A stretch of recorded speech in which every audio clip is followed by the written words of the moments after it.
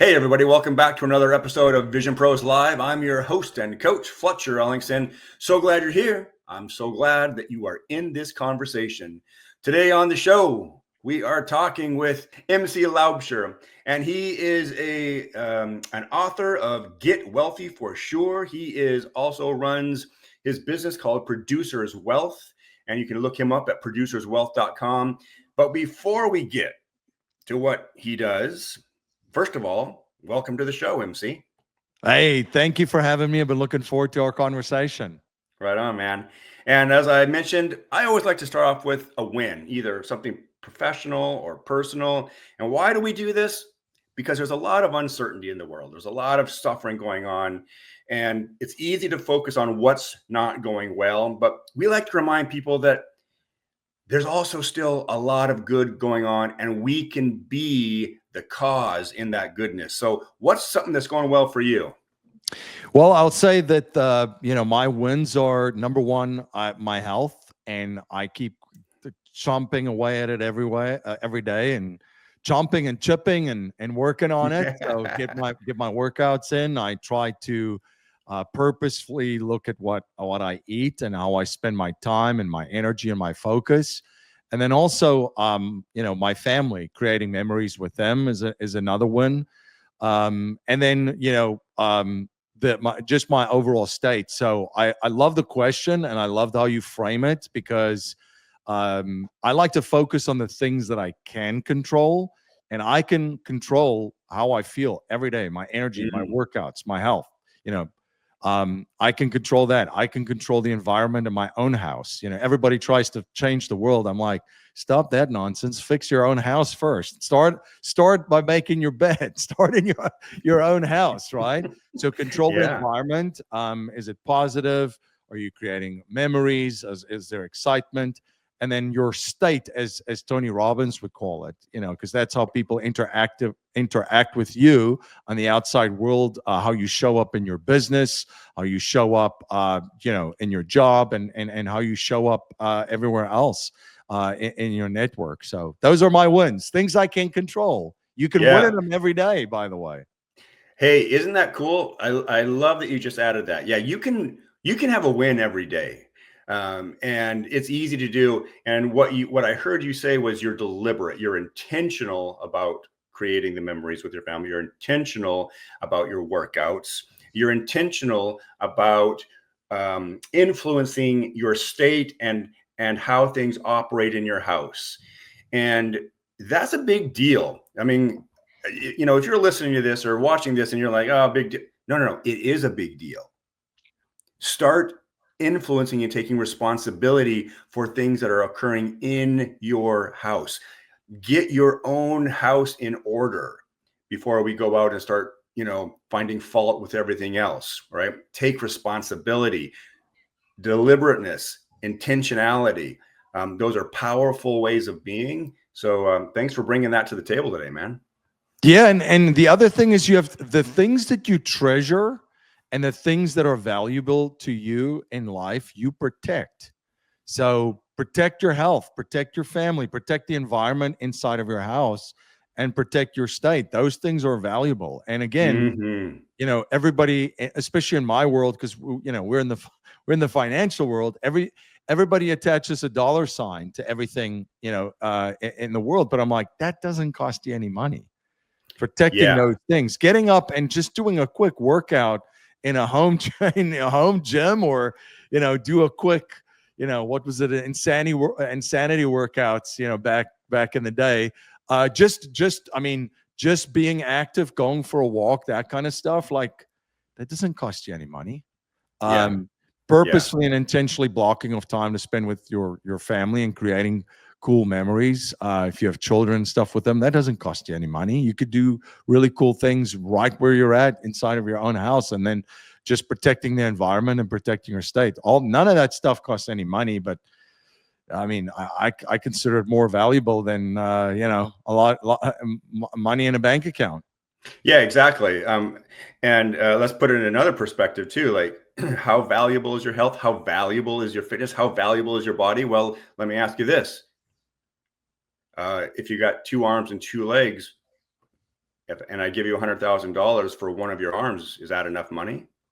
You'd be like, no way, you're crazy. Okay, well, what is it? 500,000? No way, I'm not. $1 million?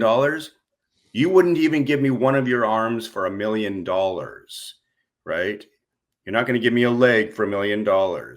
That's how valuable you are. You are a multi-million dollar value machine.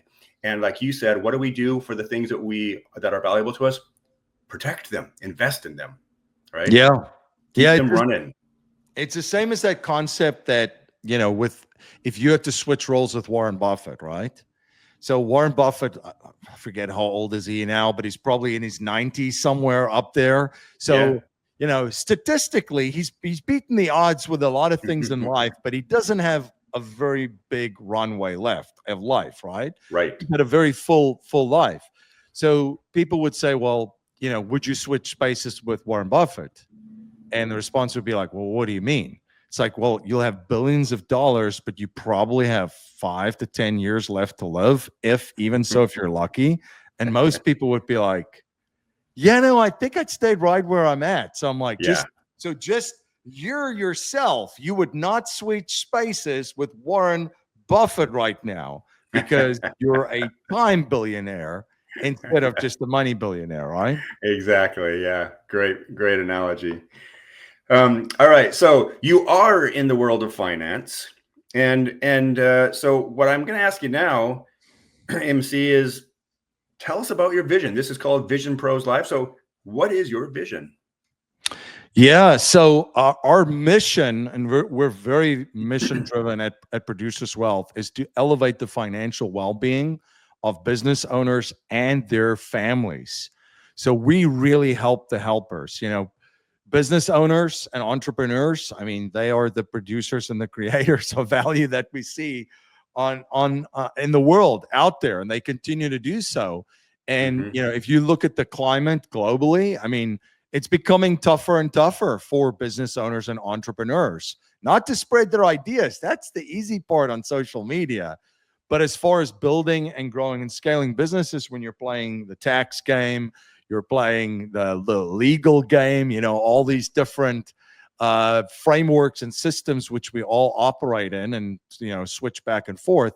It's tough. It's a tough environment. So, my vision is, as the founder, and the vision of our company is to continue to provide financial services and strategies geared for business owners and their families. We have found and seen that business owners and their families struggle. Why? Because they're following average financial advice and strategies. Now, we're not in the game of average. Your audience is definitely not in the game of average. Average health, yeah, that kind of sucks. I mean, that means you're overweight, right? And fat. Average relationships, that puts you on the in the divorce category, right? Average state, well, you're probably on antidepressants and depressed if you're average. So let's just toss the average out. Yet when it comes to financial advice and strategies, which is tailored towards 80% of the people out there, the average person, right? That doesn't serve business owners and their families. So we are very, very mission driven to bring strategies that are tailored for them and their families. And you would notice that I throw in the families there too, because if you look at the business owner, what actually is the purpose and drives and motivates business owners is their families. So having a plan and having strategies around them too enables the business owner to then swing for the fences. So that's kind of our vision, is to bring advanced strategies to them. And that's how we elevate their financial well-being for themselves and their families. Got it. So we got people listening now and watching this, and they may not self-identify because they might fall into several different camps. So one of the camp is like, oh, I already know it all, or I'm doing all right, I'm doing pretty well, or I've got good strategies. Another person might be like, hold on, MC, what is the average financial advice? Because am I practicing the average financial advice? Is that what I've created in my life? So give us just just for kicks and giggles, give us one example of some average financial advice that you think doesn't necessarily serve well, and then kind of bust that myth, if you will. Yeah, great question. So if you think about the average person, they're employed, right? So, and that there's nothing wrong with that, but it's someone that has a W-2 or maybe a 1099.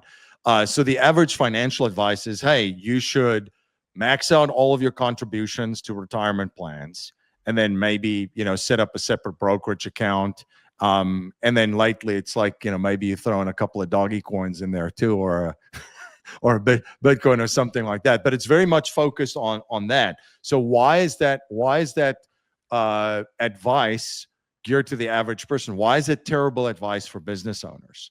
So if you think about business owners, your biggest need as a business owner, there's none bigger at all stages of being one, is access to capital. Period, full stop, the end. I mean, without that, you don't have a business. Okay, pause there for a second, because this is an important thing, important concept that you're announcing, and I want people to pause and really hear what you said. What he's saying is the number one priority as a business owner is to maintain access to capital. Now, I'm going to press you a little bit on that, because we have people of all financial intelligence listening to this, and I don't claim to be the best in that realm. So give me an example of what that means, access to capital. Yeah, and back to just bringing it to why the average advice is terrible for the business owner. Think about it. When you're starting your business, you're all in, you're aligned, unless you come from a wealthy family, which that's not a problem at all, good on you. You're all in, you're self-funded, right? Yes. And then the business survives, which is the first step. It's like, oh, I'm not going to go BK. This is fantastic. And it's not the BK as in Burger King. It's bankrupt. The second one is, oh, it's profitable. This is great. Now it's taking off. We've got liquidity. And then you've got advisors, which would never have looked at you in the beginning. Again, it's not a problem. You're just not a ideal client at that point, because you look like a broke person on paper, because you have to be, because you're all in. But they now come and into your world and say, look, you've done a great job. Let's take some money outside of the business and diversify. Not a terrible strategy at all. But then what they do is say, let's give me some money, give the money to me, the financial advisor. I'll put it in stocks, bonds, and mutual funds, and you're diversified outside of your business. Problem solved. Well, number one, you lost control over the capital that you've used to continue to build and grow this company. And especially if you're between 1 and 5, 3 to 5 is the sweet spot of $1 million of revenue. This is really where you still need a lot of your own capital to come in, right? Higher up than that, 10, now we're looking at, raising capital and partners and that kind of stuff. But I'm talking especially in the beginning phases. So you lost control of your capital, which you've used to float your business, manage all the cash flow in the business, and then grow it, hire employees, bring in technology. The second piece is it gets worse, and it actually gets comical. You are now investing in other people's businesses. You're giving Apple liquidity to grow their business. And again, I don't have a problem with Tim Cook and Apple. I'm recording this on an Apple computer. Hey, I'm from South Africa. I don't have a problem with Elon Musk and Tesla. But hey, Tesla doesn't need my money for more liquidity to build more electrical cars. My own business does. So the other thing that it also comes into play is when business owner starts to grow a little bit and make capital, they always think of, what should I be doing with my money now too? And it's like, what should you be doing? I have people contacting me saying, hey, should I, invest in this mobile home park, over here? And I'm like, dude, you literally bought like 10 medical practices, bought the real estate for, like, that's your game. He's like, oh, I want to be a real estate investor. You are a real estate investor. You just control the businesses on top of the real estate too. Why don't you just continue to grow and scale that? You know what you're doing. You know that game better than any other game. That's your best investment right there. Now you're putting your money in, with someone else that you hope that they know what they're doing, in a mobile home park. And who knows if cousin Eddie moves in, who knows what happens over there, right? So I think the big concept is like, to think about it is, you always want to maintain control over the capital, and yet you do want to be diversified and not lose that control. And then the other thing is, look at your business is your biggest investment at that stage, especially in the stages that I just mentioned. And that should be the main focus. So that's, if you just look at the average financial advice, how that could actually hurt, the business owner. And I'll just finish on that. How could it hurt it? The business owner. Well, if you've diversified and you've lost control of your capital, you now have to go to the bank for a proctology exam just to get a line of credit or get access to capital, just to run your business, payroll, and so forth, and then invest in technology and employees and so forth. So you're always beholden to a third party that can cut you off or give you very unfavorable terms. And again, outside financing isn't bad, but when you're in a position of power and you've got control over capital, it just puts you on a better footing when you're negotiating, terms. Yeah. Okay. This is an interesting conversation, and I really encourage our listeners to listen in, pay attention. And I'm assuming you're not saying diversifying in investments, that's not a bad thing in itself. What you're saying is and I'm reading into this, there's probably a time and place for that, but at the early stage, you want to maintain influence over your existing capital to the best of your ability, so that you're not at the whim of unfavorable terms, of having to prove and defend your positions, and really, go with hat in hand and like, can you help me, please? Right? Not that that's bad. It just doesn't serve you as well as continuing to invest in your business and having some liquidity that you can tap into if needed. Am I hearing that correctly? Absolutely. And again, I'm not saying not to diversify and have other investments. There's definitely a time and a place. There's just, in the beginning, how you should be thinking about it and how you should be executing is completely different when the business is off to the races. You have a self-managing company that grows every single year, whether you're involved or not. But in the beginning stages, I mean, you want to have as much control as you can. We have a client that, here's a diversification story. Again, they were running a business out of a building. So they bought the building eventually with 3 other tenants in it, which they're the anchor building. So now they have a real estate company, which they're the anchor tenant. And they own the real estate, and because they own the business on top of that. So he's now in the real estate game, and he is in the business that he's in. And he has also still got control over his capital. And he knows that area. He knows the real estate, the tenants, the business, all that kind of stuff, which is great because, I always, and jokingly saying, bringing it back to Elon Musk, we're not all Elon Musk. We're not running 4 or 5 different companies. That just doesn't happen.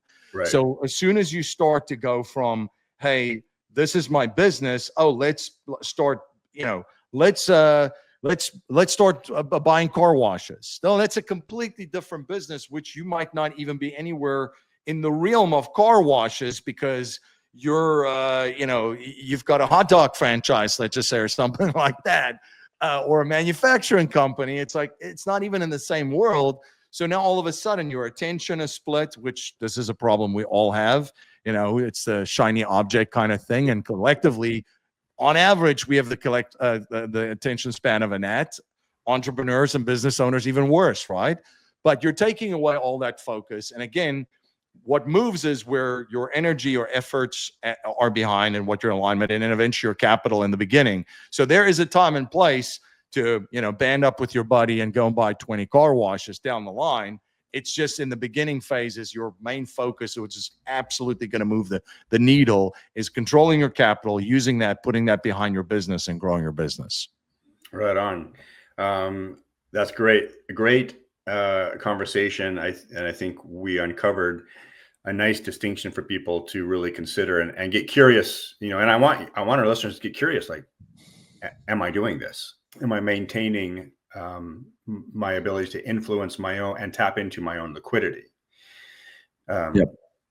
It's not good, bad, right, or wrong. It all comes back to, does it serve me and does it serve my business? So, right. Yeah, absolutely. I mean, the big thing about the financial game, and I had a conversation with a great entrepreneur this morning, and I love talking to them, and he said, MC, I've never actually like taken a break, step outside the business and look from the outside in, because we're so caught up in what we're doing, right? Head down, grinding, working very, very hard. And even if we're working on the business, you're working hard on the business. Sometimes when you just step away a little bit and you look at, okay, how can we make this more effective? How can we make this more efficient? One of the things that we look at for him too is, like, there was a ton of cash flow leaks that he had in his business. Yours very low hanging fruit. If you're listening to this, do a membership audit on your business. You'll probably find like 20 to 25 things on average. If you have a business of around, a revenue of $1 million a year, you probably have like 20 subscription memberships, because everything is on subscription these days, that you're not even using, which is costing thousands of dollars for your business. So there's a ton of cash flow leaks that we identified for him. Then we figured out a way how to diversify his capital without losing control, create his own banking system. So he now has guaranteed access to capital all the time to keep growing and funding his business. And he's in control of this whole system. He's redirecting all of this money that was just flowing out of the business back to his business and his family. So sometimes, and it's not massive shifts that you need to make, right? Yeah. You could have 3 or 4 tax moves that a lot of people are not even aware of. That could be a game changer for your business. It's going to free up thousands of dollars per year. Compound that over the next 10, 15, 20 years for you and your family. Pretty big deal. So there's a little, a lot of the times that the conversations that I have is like, listen, you're crushing it. We're not going to get you to crush it more. We're going to make 1 or 2 tweaks that's going to exponentially increase what you're doing, because it's going to free up more capital and put more capital behind the business, which by itself is going to get you better and bigger results in the end. Yeah. Okay, good. And I want, so there's like 3 things, just for a second. I'm taking a note. I want to highlight this for our audience. So there's some practical things that MC is talking about doing. And so I like what you said. We're not here to help. We're not here to coach you to crush it more. What we're helping you to do is to become more efficient, right? Bingo. Yeah. And so you're doing that by, and these are just a couple things that our audience can begin to do, but like, look at your subscriptions, look at your memberships. Are they still relevant? Have they gone up? And here's a great one. Can you negotiate a lower price? Because there's plenty of companies who you're overpaying, or there might be the next tier down that can save you some money, or maybe you just don't need it anymore. You forgot about it and it's been on auto pay, right?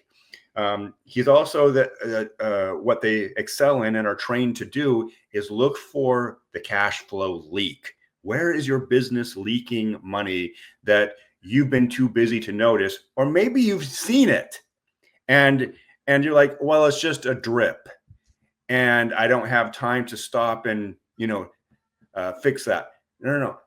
Have a conversation. How much is that drip costing you, right? And then ultimately, it's really just leaning into, how do I get efficient in this business? So really, really good stuff. Hey, I'm hoping that people are really picking up what you're laying down. And if they want to have a conversation with you, if they want to get a free copy of your book, tell us where to connect with you and how to get those things. Absolutely. If you're interested in just some of the ideas that I shared, it's a little bit different than what you're going to hear out there. I wrote a book called Get Wealthy for Sure, a pretty bold statement, instead of Get get rich quick, right? Get Wealthy for Sure, the #1 financial strategy for business owners to multiply wealth predictably. And if you want a free ebook and audiobook, because I know you're listening to this, so that's why I'm giving you the free audiobook, you could go to getwealthyforsure.com. It's getwealthyforsure.com. When you download your free ebook and your audiobook, there will be a link to book a call with myself and my team there too, on the page where you can download the goodies from. And yeah, we would love to just have a discussion with you and see if we can help, and if we have some ideas that can make your business more efficient, free up more capital for you, and then position more capital behind your business and behind your vision. Right on, right on. Well said. So get in touch with him. If this is resonating with you. MC, thanks for being on the show today. Again, you can go to producerswealth.com to get all the info, get the ebook or the audiobook, and call him for a conversation. It's just a free discovery call. Let's see if he can help you out.